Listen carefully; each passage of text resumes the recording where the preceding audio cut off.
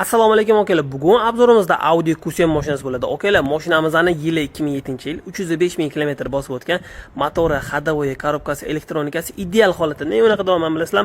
Mashinamizni bir qo'l va родной kraska. Narxini ham sraz aytaman. Narxi 13 ming AQSh dollari. Bemalol murojaat qilsanglar bo'ladi.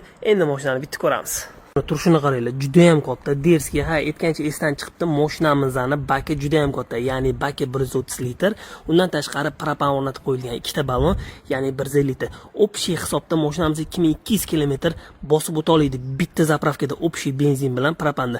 Mashinamizda juda ham derski ballonlarni ko'rsanglar bo'ladi. Krugovый tonirovka. Mashinamizning hattoki panoramasi ham bor. Mashinamiz 3.6 ekonomniy variant. Sizlar bilan bitta orqa rakursini ko'ramiz. Orqa rakursini ko'rsanglar bo'ladi.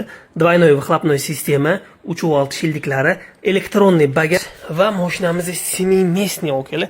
Interyeri juda ham svet. Interyerini bitta ko'ramiz. Juda ham chiroyli, skromniy. Xo'p, sidenlarimiz полный elektropaket va kojinniy sideniya va birinchi qator, ikkinchi qator, uchinchi qator aytib o'tganimdek, mashinamiz 7-местный, hattoki ikkinchi qatorda o'zining klimatlari bor. Panorama tom, avtomat korobka.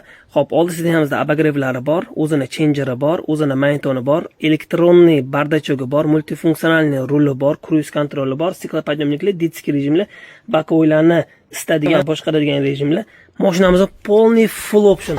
Okalar, bitta zapravka bilan 2200 km shahar ichida dalniga 2,5 ming km ham yuradi dedilar. Sababi mashina bir qo'l o'zlari полный sinaganlar. Mashinamizning narxi 13 ming AQSh dollari, bir qo'l mashina. Bemalol murojaat qilsanglar bo'ladi. Audi Q7.